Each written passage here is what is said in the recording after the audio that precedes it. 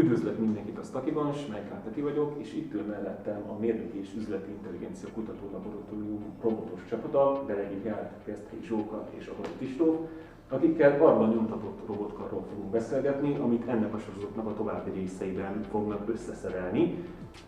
4 részes lesz a széria, ez az első epizód, de kronológiailag tulajdonképpen az utolsó, hiszen már itt látható, össze van szerelve a robotkar, ami éppen pacsizik egy egyébként ipari robottal.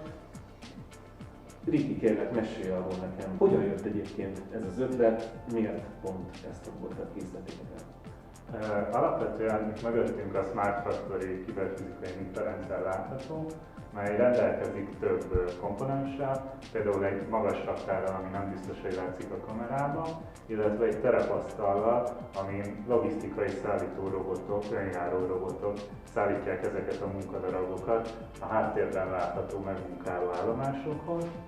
Korábban a magas raktár és a szállító robotok között egy egyszerű pneumatikus átemelőkar végezte az anyagmozgatást, azonban ez nem tudta kiszolgálni a felmerülő igényt a rendszer minden komponense számára, ezért döntöttünk úgy, hogy egy modulárisabb, vagy ilyen jobban mozgatható robotikai megoldást, amit egyébként is így a 21. század automatizálása már elvár egy ilyen rendszergép kiszolgálásától. Miért pont 3D nyomtatás? 2020. augusztusában kezdtük el keresni, hogy milyen robotkart tudnánk beépíteni a rendszerbe. A Stakiban egyébként több különböző cég által gyártott robotok is vannak, de például egy Universal robot, de olyan méretűt, amire nekünk szükségünk volt, illetve olyan tudásút, olyat nem találtunk a piacon egyszerűen. És ekkor bukkantunk rá a Katalán Egyetem és a BCN 3D nevű cég által tervezett open source robotkarra, ami ez a kis 3D nyomtatott robot, ami alapvetően úgy tűnt, hogy megfelelő, de azért áttervezésre szorult viszonylag komoly módon.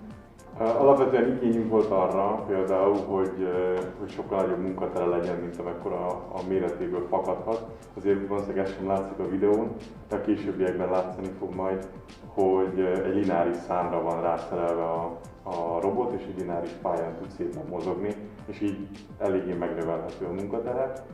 Illetve a mechanikának a teherbírása, meg a geometriai paraméterei is változásra szorultak, illetve az egyik nagy fejlesztés, hogy a kábelezést teljesen belül vezettük el, és ezeket az áttervezéseket szükséges volt megcsinálni ahhoz, hogy elég jól integrálhatóak legyenek ebben a rendszerben.